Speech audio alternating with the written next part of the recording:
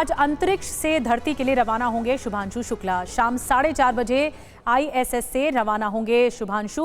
और आपको बता दें, कल दोपहर 3 बजे कैलिफोर्निया में उनकी लैंडिंग होगी। तो ये पूरा कार्यक्रम है। कल दोपहर 3 बजे धरती पर आ जाएंगे, उनकी लैंडिंग होगी कैलिफोर्निया में। उनका ये सफ़र बहुत बेहतरीन रहा। उन्होंने अपना संदेश भी दिया है कि भारत अंतरिक्ष से बहुत खूबसूरत दिखता है। 25 जून को जब शुभांशु शुक्ला स्पेसएक्स के फाल्कन 9 रॉकेट पर सवार होकर आसमान की ओर बढ़े, तो करोड़ों लोगों ने पहली बार अंतरिक्ष को इतने करीब से महसूस किया। वो पल इतिहास बना जब भारत का बेटा अंतरिक्ष की सरहद लांघ गया। अब इंटरनेशनल स्पेस स्टेशन से शुभांशु की धरती पर वापसी का वक्त नजदीक है। पहले ये वापसी 10 जुलाई को होनी थी, लेकिन मिशन कंट्रोल ने इसमें बदलाव किया। उनकी वापसी टालने के पीछे सबसे बड़ा कारण था फ्लोरिडा तट का खराब मौसम। दरअसल एक्सियम मिशन के तहत जिस ड्रैगन कैप्सूल में शुभांशु ISS पर गए हैं, वो वापसी में फ्लोरिडा के तट के पास अटलांटिक महासागर में उतरेगा। लेकिन अटलांटिक महासागर के जिस हिस्से में शुभांशु का कैप्सूल स्प्लैश डाउन करने वाला है, वहां पर इन दिनों तेज हवाओं, घनघोर बारिश और समुद्री तूफान का खतरा मंडरा रहा है। और मौसम की खराबी उनकी वापसी में देरी की वजह बन रही है। दूसरी वजह और भी अहम है। इंटरनेशनल स्पेस स्टेशन के एक मॉड्यूल में अचानक से प्रेशर लीक की समस्या सामने आई है। नासा और रूस की स्पेस एजेंसी रोसकॉस्मोस ने इस लीकेज की मरम्मत तो कर दी, लेकिन उसके बाद वहां पर एक नया प्रेशर सिग्नेचर यानी दबाव में असामान्य बदलाव दर्ज किया गया। अब इस नई तकनीकी समस्या की जांच के लिए दोनों एजेंसियों को और वक्त चाहिए। इसी वजह से एक्सियम 4 मिशन की वापसी फिलहाल टाल दी गई है।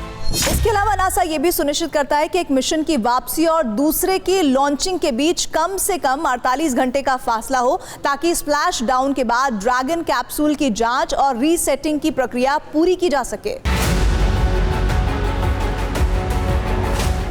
साथ ही सभी एस्ट्रोनॉट्स की सुरक्षित वापसी के लिए हर एक प्रक्रिया का सख्ती के साथ पालन जरूरी होता है, क्योंकि अंतरिक्ष से लौटना वहां जाने से कहीं ज्यादा जोखिम भरा होता है।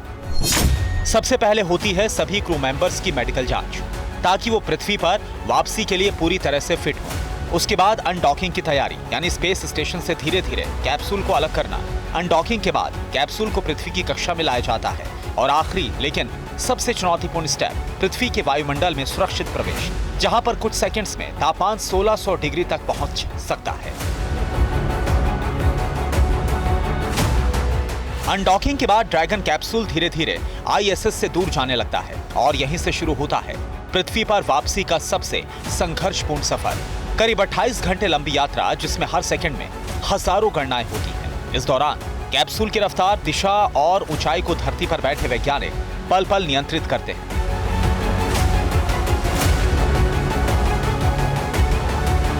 जैसे ही ड्रैगन कैप्सूल पृथ्वी के वायुमंडल में प्रवेश करता है, उसकी रफ्तार होती है 28,000 किलोमीटर प्रति घंटा। और यही वो वक्त होता है जब पूरी टीम की धड़कनें थम सी जाती हैं। कैप्सूल की बाहरी परत पर लगी हीट शील्ड तब करीब 2000 डिग्री सेल्सियस का तापमान सहन करती है। यहाँ से आगे बढ़ने के बाद पैराशूट सिस्टम एक्टिव होता है, जो धीरे धीरे कैप्सूल की रफ्तार को कम करता है। और तब जाकर कैप्सूल अटलांटिक महासागर की लहरों पर एक सुरक्षित स्प्लैश डाउन करता है।